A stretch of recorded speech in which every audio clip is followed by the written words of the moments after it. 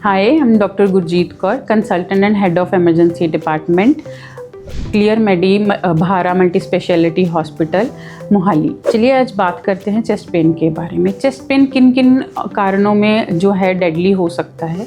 जैसे कि एक कारण हम सब जानते हैं जिसको हम हार्ट अटैक कहते हैं।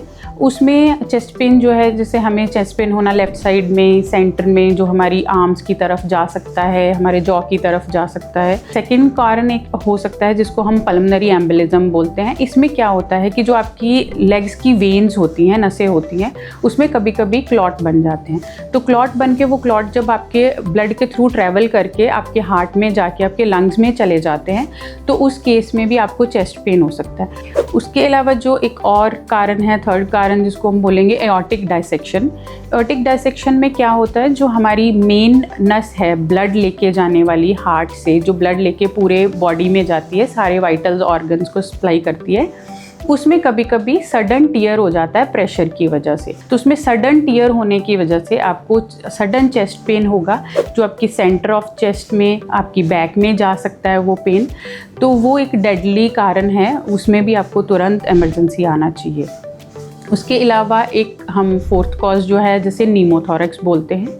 नीमोथोरेक्स में आपका जो पेन है वो एक वन साइडेड पेन होता है, यूजुअली आइदर लेफ़्ट और राइट। उसके कारण क्या होते हैं, उसमें भी एक तो जैसे कोई स्मोकर है, उनमें सडनली आपके लंग से कोई छोटा मोटा एयर लीक होके आपके लंग के साइड में इकट्ठी होने लग जाती है। तो जब वो लंग की साइड में एयर इकट्ठी होती है तो वो आपके फेफड़े को फूलने नहीं देती है, तो आपको सडन पेन होगा, उसमें सांस लेने में दिक्कत होगी। उसके अलावा एक वेरी रेयर कॉज जिसको हम बोलते हैं वो है आपका इसोफेगस, या जो आपकी फूड पाइप है उसका रप्चर होना।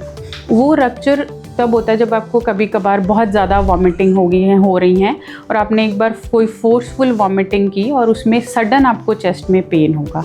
तो उसमें क्या है, आपका इसोफेगस रप्चर हो जाता है।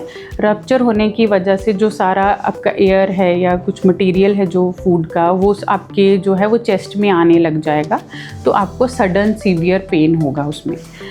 एक और कारण होता है जिसको हम बोलते हैं अरिदमियास। अरिदमियास क्या होते हैं, जिसमें आपकी दिल की जो धड़कन है वो नॉर्मल ना होके एक एबनॉर्मल तरह से धड़कने लग जाता है दिल उसमें। तो ये सारे कॉजेज़ हैं जो इमरजेंसीज़ हैं, और जिसमें अगर आप कोई हरी करेंगे या आप जल्दी से हॉस्पिटल पहुंचेंगे तो आप मरीज़ की जान बचा सकते हैं। अगर आपको कोई भी चेस्ट पेन हो रही है या कोई ऐसी परेशानी है तो आप मुझे क्लियर मेडी हॉस्पिटल में इमरजेंसी में आके मिल सकते हैं। इमरजेंसी हमारी 24/7 फंक्शनिंग है।